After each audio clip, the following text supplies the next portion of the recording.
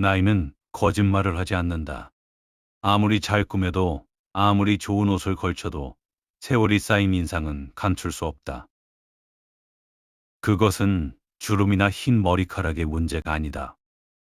사람의 결에는 그가 어떻게 살아왔는지, 무엇을 참았는지, 무엇을 포기했는지, 무엇에 끝내 굴복했는지가 천천히 새겨진다. 그 새김은 의도한 것이 아니다. 어느 날 거울 앞에 섰을 때 문득 낯선 얼굴과 마주치듯 그것은 스스로도 모르는 사이에 완성되어 있다. 살면서 한 번쯤은 느껴봤을 것이다. 처음 만난 사람인데 이상하게 편안한 사람. 특별히 친절한 말을 건넨 것도 아니고 분위기를 띄우려 애쓴 것도 아닌데 그 앞에 있으면 이상하게 긴장이 풀리는 사람. 그 차이의 정체를 말로 설명하기는 어렵다.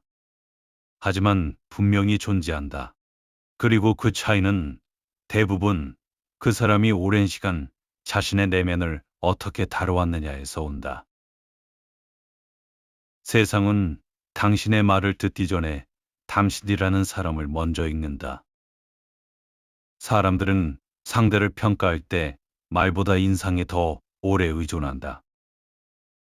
눈빛의 온도를 읽고 어깨의 긴장을 읽고 미소가 얼마나 편안한지를 읽는다. 그것이 의식적인 분석이 아니라는 점이 중요하다. 사람들은 그 판단을 내리면서도 스스로 판단하고 있다는 것을 모른다. 그냥 느끼는 것이다. 그렇게 형성된 첫인상은 쉽게 바뀌지 않는다. 그 위에 당신의 말이 쌓이고 당신의 행동이 평가된다. 처음 그려진 밑그림이 잘못되면 이후에 아무리 터치를 해도 윤곽이 흔들린다. 문제는 많은 사람이 자신이 지금 어떻게 읽히고 있는지를 모른다는 것이다. 더 정확하게는 알려고 하지 않는다. 자신이 어떤 인상을 주는지 생각하는 사람은 드물다. 대부분은 자신이 무슨 말을 했는지, 어떤 행동을 했는지를 돌아볼 뿐이다. 하지만 세상은 당신의 말과 행동 이전에 이미 당신을 평가하고 있다. 그 평가의 기준이 바로 오랜 시간에 걸쳐 쌓인 인상이다. 젊을 때는 표정이 감정을 따라간다. 기쁘면 웃고, 화가 나면 찡그리고, 억울하면 눈가가 붉어진다. 그 움직임들이 수십 년에 걸쳐 반복되고 굳어지면 하나의 지층이 된다. 지질학자가 암석의 단면을 보고 수천 년의 역사를 읽어내듯 사람의 얼굴에도 그가 살아온 방식의 단면이 새겨진다. 오랫동안 분노를 안고 살아온 사람의 입가에는 내리누르는 선이 생긴다. 만성적인 불안을 품은 사람의 눈빛은 어딘가 쫓기는 것처럼 흔들린다. 오랫동안 타인을 경계하며 살아온 사람의 표정에는 미묘한 긴장이 기본값으로 깔린다. 반대로 오랫동안 내면을 다스려온 사람의 공기에는 흔들리지 않는 고요함이 자리 잡는다. 인상은 그 사람의 내면이 오랜 시간에 걸쳐 만들어낸 조각이다. 그리고 그 조각은 스스로 보기 가장 어려운 곳에 새겨진다. 여기서 중요한 것이 있다. 얼굴이 드러내는 것은 감정만이 아니다. 삶을 어떻게 대해왔는지, 사람을 어떻게 대해왔는지, 무언가를 이루기 위해 얼마나 버텨왔는지, 혹은 얼마나 쉽게 무너졌는지가 드러난다. 스스로를 세운 사람과 타인에게 기대어온 사람은 같은 나이에도 전혀 다른 무게를 가진다. 한쪽은 기둥처럼 서 있고 한쪽은 담벼락에 기댄 채 오래된 잡초처럼 옆으로 뻗어 있다. 우리 주변에 그런 사람들이 있다. 처음 만났는데 괜히 함부로 대하기 어려운 사람. 특별히 권위를 내세우는 것도 아니고 목소리가 큰 것도 아닌데 그 앞에 서면 자연스럽게 자세가 고쳐지는 사람.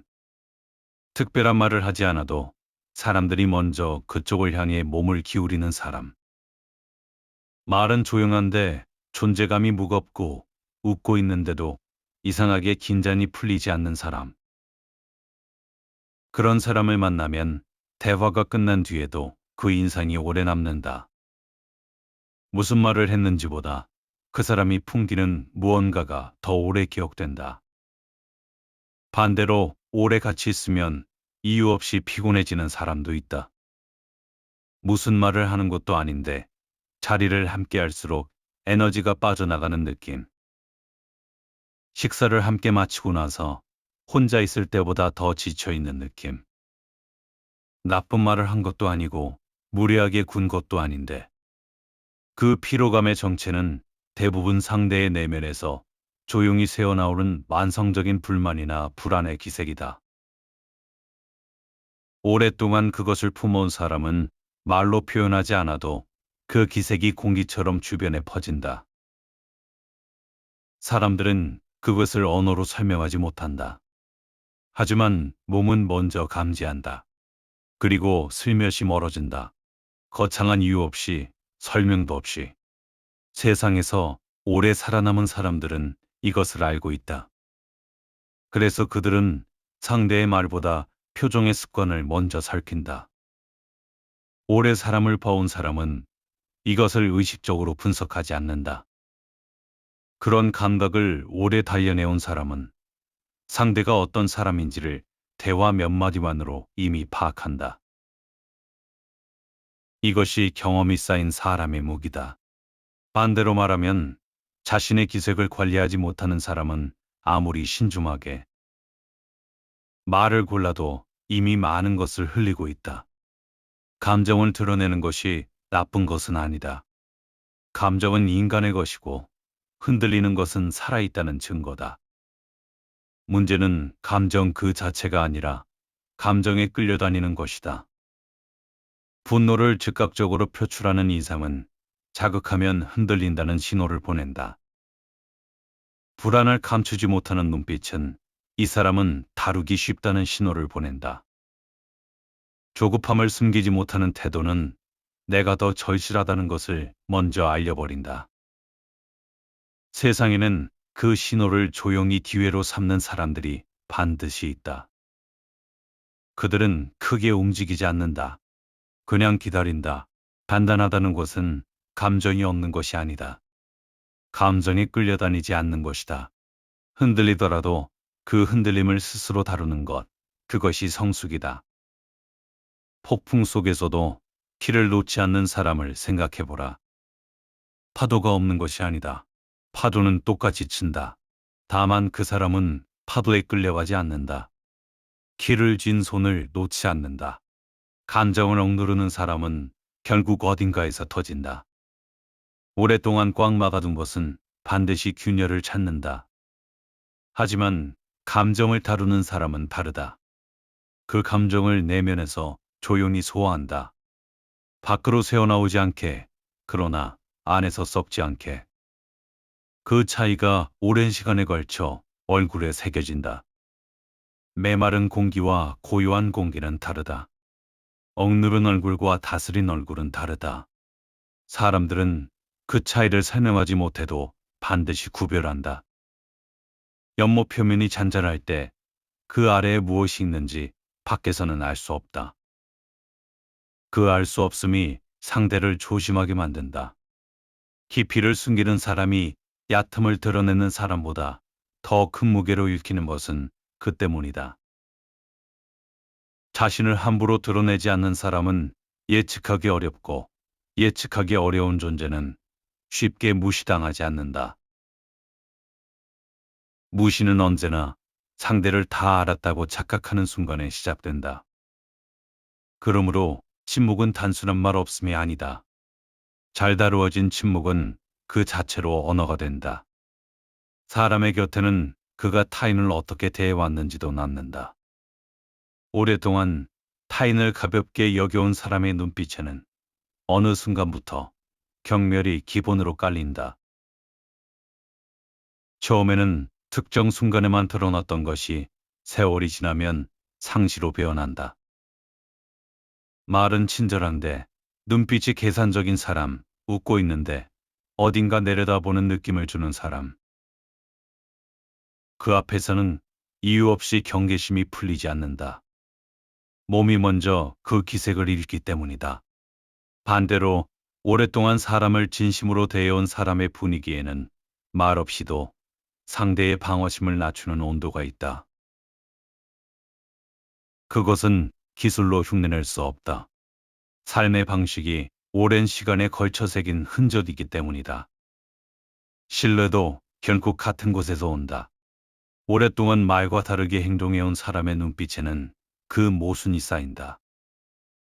진심이 없는 표정, 상황에 따라 달라지는 미소, 이익이 될 때만 따뜻해지는 태도. 사람들은 그 불일치를 언어로 포착하지 못해도 감지한다. 그것이 누적되면 그 사람의 말은 아무리 좋은 내용이어도 흘러내린다. 신뢰가 무너질 때는 대부분 극적인 배신이 아니라 작은 불일치들이 조용히 쌓인 결과다.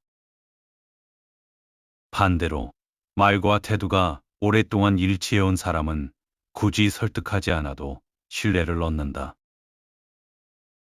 그 사람이 입을 열면 사람들이 먼저 기울어진다. 신뢰는 말로 쌓는 것이 아니라 오랜 일관 속으로 증명되는 것이다. 이제 스스로에게 물어야 한다. 타인이 나를 어떻게 대하는가? 처음 만나는 사람들이 나를 조심스럽게 대하는가? 아니면 첫 만남부터 가볍게 구는가? 내가 말을 꺼낼 때 사람들이 먼저 기울어지는가? 아니면 시선이 흩어지는가?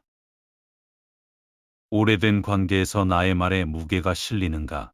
아니면 흘려듣는 경우가 늘어나는가?